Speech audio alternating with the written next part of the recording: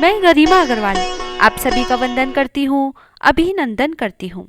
माँ अन्नपूर्णा माता का महाव्रत मार्गशीर्ष मास के कृष्ण पक्ष पंचमी से प्रारंभ होता है और मार्गशीर्ष शुक्ल षष्ठी को समाप्त होता है। यह उत्तमोत्तम व्रत 17 दिनों का होता है और कई भक्त इस व्रत का 21 दिन तक भी पालन करते हैं। यदि 21 दिन या 17 दिन का व्रत न रख पाएं तो अन्नपूर्णा जयंती पर यह व्रत जरूर रखें। इस व्रत में भोजन में अन्न और नमक का उपयोग नहीं किया जाता है।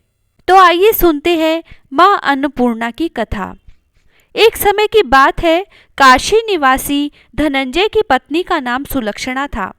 उसे अन्य सब सुख प्राप्त थे, केवल निर्धनता ही उसके दुख का एकमात्र कारण थी। यह दुख उसे हर समय सताता रहता था। एक दिन सुलक्षणा पति से बोली, स्वामी आप कुछ उद्यम करो तो काम चले, इस प्रकार कब तक काम चलेगा। सुलक्षणा की बात धनंजय के मन में बैठ गई और वह उसी दिन विश्वनाथ शंकर जी को प्रसन्न करने के लिए बैठ गया और कहने लगा, हे देवाधिदेव विश्वेश्वर, मुझे पूजा पाठ कुछ आता नहीं है, केवल आपके भरोसे बैठा हूँ। इतनी विनती करके वह 2-3 दिन भूखा प्यासा बैठा रहा। यह देखकर भगवान शंकर ने उसके कान में अन्नपूर्णा अन्नपूर्णा अन्नपूर्णा इस प्रकार 3 बार कहा। यह कौन क्या कह गया, इसी सोच में धनंजय पड़ गया कि मंदिर से आते ब्राह्मणों को देखकर पूछने लगा, पंडित जी अन्नपूर्णा कौन है। ब्राह्मणों ने कहा, तू अन्न छोड़ बैठा है सो तुझे अन्न की ही बात सूझती है, जा घर जाकर अन्न ग्रहण कर। धनंजय घर गया, स्त्री से सारी बात कही। वह बोली, नाथ चिंता मत करो, स्वयं शंकर जी ने यह मंत्र दिया है, वे स्वयं ही खुलासा करेंगे, आप फिर जाकर उनकी आराधना करो। धनंजय फिर जैसा का तैसा पूजा में बैठ गया। रात्रि में शंकर जी ने आज्ञा दी और कहा, तू पूर्व दिशा में चला जा। वह अन्नपूर्णा का नाम जपता जाता और रास्ते में फल खाता, झरनों का पानी पीता और चलता जाता। इस प्रकार कितने ही दिनों तक चलता गया कि एक दिन उसे अचानक चांदी से चमकती वन की शोभा देखने में आई। वहां सुंदर सरोवर के किनारे कितनी ही अप्सराएं झुंड बनाए बैठी थी। वे अप्सराएं एक कथा सुनती और सब मिलकर माँ अन्नपूर्णा इस प्रकार बार बार कहती थी। यह अघन मार्गशीर्ष मास की उजेली रात्रि थी और आज से ही व्रत का आरंभ था। जिस शब्द की खोज करने वह निकला था वह उसे वहां सुनने को मिला। धनंजय ने उनके पास जाकर पूछा, हे देवियों आप यह क्या करती हो। उन सब ने कहा, हम सब माँ अन्नपूर्णा का व्रत कर रही हैं। धनंजय ने पूछा, व्रत पूजा करने से क्या होता है, क्या इसे किसी और ने भी किया है, इसे कब तक किया जाए, यह कैसा व्रत है, कैसी विधि है, मुझे भी विस्तार से बतलाओ। अप्सराएं कहने लगी, इस व्रत को सब कोई कर सकते हैं। 21 दिन के लिए 21 गांठ का सूत लेना चाहिए। 21 दिन यदि न बने तो एक दिन उपवास करें और यह भी न बने तो केवल कथा सुनकर प्रसाद लें। निराहार रहकर कथा कहें या सुने। कथा सुनने वाला कोई न मिले तो पीपल के पत्तों पर सुपारी रखकर या घृत कुमारी यानी ग्वार पाठे के पौधे को सामने रखकर दीपक को साक्षी कर सूर्य, गाय, तुलसी या महादेव को बिना कथा सुनाए मुख में दाना न डाले। यदि भूल से कुछ पड़ जाए तो एक दिवस फिर उपवास करें। व्रत के दिन क्रोध न करें और झूठ न बोले। धनंजय बोला, इस व्रत के करने से क्या होगा। तब अप्सराएं कहने लगी, इसके करने से अंधों को नेत्र मिले, लूलों को हाथ मिले, निर्धन के घर धन आए, बांझी को संतान मिले, मूर्ख को विद्या आए। जो जिस कामना से व्रत करे माँ उसकी इच्छा पूरी करती है। वह कहने लगा, बहनों मेरे पास भी धन नहीं है, विद्या नहीं है, कुछ भी तो नहीं है। मैं तो दुखिया ब्राह्मण हूँ, मुझे भी इस व्रत का सूत दोगी क्या। तब अप्सराओं ने कहा, हाँ भाई तेरा कल्याण हो, लो इस व्रत का मंगल सूत ले लो। धनंजय ने व्रत किया, व्रत पूरा हुआ। तभी सरोवर में से 21 खंड की स्वर्ण सीढ़ी हीरा मोती जड़ी हुई प्रकट हुई।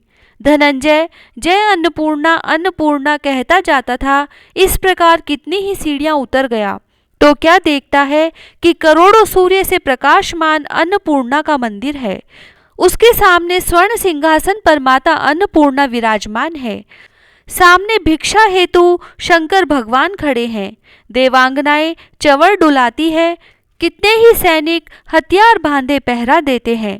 धनंजय दौड़कर जगदम्बा के चरणों में गिर गया। देवी उसके मन का क्लेश जान गई। धनंजय कहने लगा, माता आप तो अंतर्यामिनी हो, आपको अपनी दशा क्या बताऊं। माता बोली, तूने मेरा व्रत किया है, जा संसार तेरा सत्कार करेगा। माता ने धनंजय की जीवा पर बीज मंत्र लिख दिया। अब तो उसके रोम रोम में विद्या प्रकट हो गई। इतने में क्या देखता है कि वह काशी विश्वनाथ के मंदिर में खड़ा है। माँ का वरदान लेकर धनंजय घर आया। सुलक्षणा से सब बात कही। माताजी की कृपा से उसके घर में संपत्ति उमड़ने लगी। छोटा सा घर बहुत बड़ा गिना जाने लगा। जैसे शहद के छत्ते में मक्खियां जमा होती है, उसी प्रकार अनेक सगे संबंधी आकर उसकी बड़ाई करने लगे और वे कहने लगे, इतना धन और इतना बड़ा घर, सुंदर संतान तो है नहीं, इस कमाई का कौन भोग करेगा। सुलक्षणा से संतान नहीं है, इसलिए तुम दूसरा विवाह करो। अनिच्छा होते हुए भी धनंजय को दूसरा विवाह करना पड़ा और सती सुलक्षणा को सोत का दुख उठाना पड़ा। इस प्रकार दिन बीतते गए। फिर अघन मास आया। तब नए बंधन से बंधे पति को सुलक्षणा ने कहलाया कि हम व्रत के प्रभाव से सुखी हुए हैं, इस कारण यह व्रत छोड़ना नहीं चाहिए। यह माताजी का प्रताप है जो हम इतने संपन्न और सुखी हैं। सुलक्षणा की बात सुन धनंजय उसके यहाँ आया और व्रत में बैठ गया।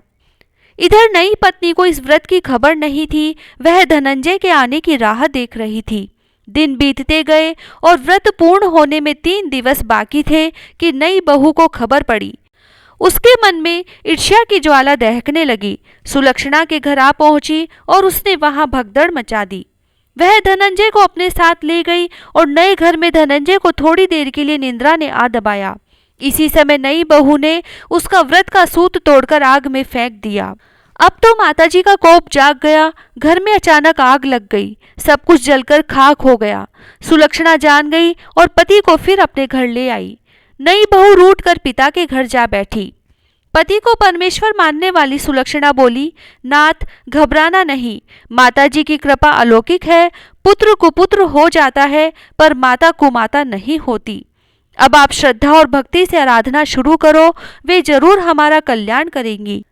धनंजय फिर माता के पीछे पड़ गया। फिर वही सरोवर सीढ़ी प्रकट हुई। उसमें माँ अन्नपूर्णा कहकर वह उतर गया। वहां जा माताजी के चरणों में रुदन करने लगा। माताजी प्रसन्न हो बोली, यह मेरी स्वर्ण की मूर्ति ले, उसकी पूजा करना, तू फिर सुखी हो जाएगा। जा, तुझे मेरा आशीर्वाद है। तेरी स्त्री सुलक्षणा ने श्रद्धा से मेरा व्रत किया है, उसे मैंने पुत्र दिया है। धनंजय ने आंखें खोली तो खुद को काशी विश्वनाथ के मंदिर में खड़ा पाया। वहां से फिर उसी प्रकार घर को आया। इधर सुलक्षणा के दिन चढ़े और महीने पूरे होते ही पुत्र का जन्म हुआ। गांव में आश्चर्य की लहर दौड़ गई। इस प्रकार उसी गांव के निसंतान सेठ के पुत्र होने पर उसने माता अन्नपूर्णा का मंदिर बनवा दिया। उसमें माताजी धूमधाम से पधारी, यज्ञ किया और धनंजय को मंदिर के आचार्य का पद दे दिया। जीविका के लिए मंदिर की दक्षिणा और रहने के लिए बड़ा सुंदर सा भवन दिया। धनंजय स्त्री पुत्र सहित वहां रहने लगा। माताजी के चढ़ावे में भरपूर आमदनी होने लगी। उधर नई बहू के पिता के घर डाका पड़ा, सब लूट गया। वे भीख मांगकर पेट भरने लगे। सुलक्षणा ने यह सुना तो उन्हें बुला भेजा, अलग घर में रख लिया और उनके अन्न वस्त्र का प्रबंध कर दिया। धनंजय, सुलक्षणा और उसका पुत्र माताजी की कृपा से आनंद से रहने लगे। माताजी ने जैसे इनके भंडार भरे, वैसे सबके भंडार भरना। कहता ने सुनता ने हुकारा भरता ने सारे परिवार की रक्षा करना। जय श्री राधे।